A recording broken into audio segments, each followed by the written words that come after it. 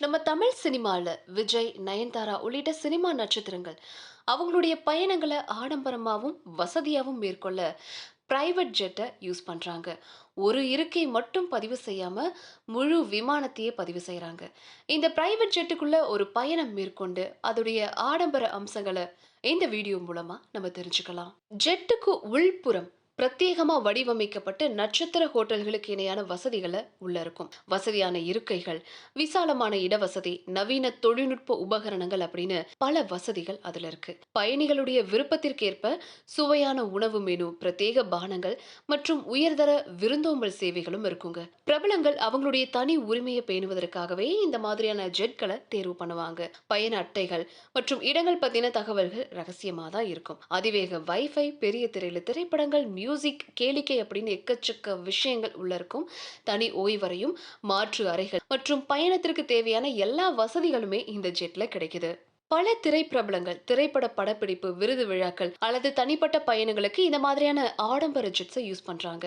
இது அவங்களுக்கு நேரத்தை மிச்சப்படுத்துறதோட மட்டும் இல்லாம பயணத்துல ஒரு வித மன அழுத்தத்தை குறைக்குது. சோ இந்த மாதிரி பாதுகாப்பு, வசதி, தனக்கான ஒரு பிரைவசி, இந்த மாதிரியான காரணங்களுக்காக தான் சினிமா பிரபலங்களும் சரி, அரசியல் பிரமுகர்களும் சரி பிரைவேட் ஜெட்டை விரும்புறாங்க. முன்னோர்கள் அந்த காலத்துல சொன்ன நிறைய விஷயங்கள் நம்மள பல பேருக்கு தெரிஞ்சிருக்கும். சில பேருக்கு தெரியாது. அப்படி சொன்ன சில விஷயங்கள்ல ஒண்ணுதான் கெட்ட சகுனங்கள். அப்படி முன்னோர்கள் சொன்ன 7 கெட்ட சகுனங்கள் என்னென்ன அப்படின்றத பத்தி தான் இந்த வீடியோல பார்க்க போறோம். முதலாவதா, நம்ம வெளியில கிளம்பும்போது கால் தடுக்க நேர்ந்தாலும் தலையில இடிச்சுக்கிட்டாலோ அது கெட்ட சகுனம் அப்படின்னு சொல்லுவாங்க. 2வது, வீட்ல துளசி செடி திடீர்னு காஞ்சு உலர ஆரம்பிச்சா அதுவும் கெட்ட சகுனமா சொல்லப்படுது. 3வது, பணத்தை எங்கேயாவது வெளியில தொலைச்சிட்டு வரோம் அப்படின்னா அதுவும் கெட்ட சகுனம் தாங்க.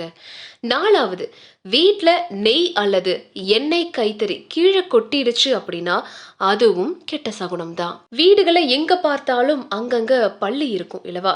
பள்ளி இருக்கிறது அதிர்ஷ்டம் தரும் அப்படின்னு சொன்னா கூட வீட்ல 2 பள்ளிகள் ஒன்னோடு ஒண்ணு சண்டை போட்டுட்டு இருந்தா கூட அதுவும் கெட்ட சகுனமா சொல்லப்படுது. அடுத்து, வீட்ல ஆராத்தி எடுக்கும்போது ஒரு தடவைக்கு மேல சில சமயங்கள்ல அந்த நெருப்பு அணைஞ்சு போகும். அப்படி ஆரத்தி அணையிறது கெட்ட சகுனமா நம்ம முன்னோர்கள் சொல்றாங்க. உங்களுடைய வீட்டின் அருகாமையில இறந்தவங்க சடலத்தை வச்சிருந்தா